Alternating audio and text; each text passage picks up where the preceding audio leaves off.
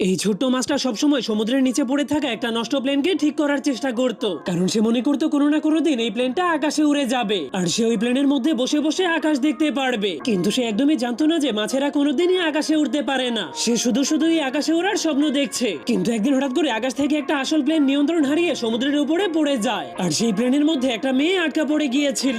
এজন্য সে তার প্লেনটাকে ঠিক করার চেষ্টা করলে তার স্ক্রু ড্রাইভারটা হারিয়ে যায়। এজন্য মাছটা তাকে সাহায্য করার জন্য পানির নিচ থেকে সেটাকে খুঁজে এনে দেয়। এরপর দূরে দাঁড়িয়ে দাঁড়িয়ে মেয়েটাকে দেখতে থাকে। যা পরপর মেয়েটার মনে হয় এখানে এমন কেউ আছে যে তাকে সাহায্য করছে। কিন্তু সে যখনই সব থেকে জরুরি নাটটাকে লাগাতে গিয়ে ভেঙে ফেলে, তখন সে অনেক রেগে মন খারাপ করে বসে পড়ে। কিন্তু তখনই সেই মাছটা তাকে সাহায্য করার জন্য পানির নিচ থেকে সেই নাটটার মতোই একটা নাট নিয়ে আসে। এজন্য মেয়েটা সেই ছোট্ট মাছটাকে তাকে সাহায্য করতে দেখে অনেক অবাক হয়ে যায়। কিন্তু সে মাছটাকে কিছু না বলে প্লেনটাকে ঠিক করতে শুরু করে দেয়। তখন সেই মাছটার মনে হয় সে জীবনেও আকাশে উঠতে পারবে না। এজন্য সে অনেক মন খারাপ করে পানির নিচে গিয়ে ঘুমিয়ে পড়ে। কিন্তু যখনই মেয়েটা প্লেনটাকে ঠিক করে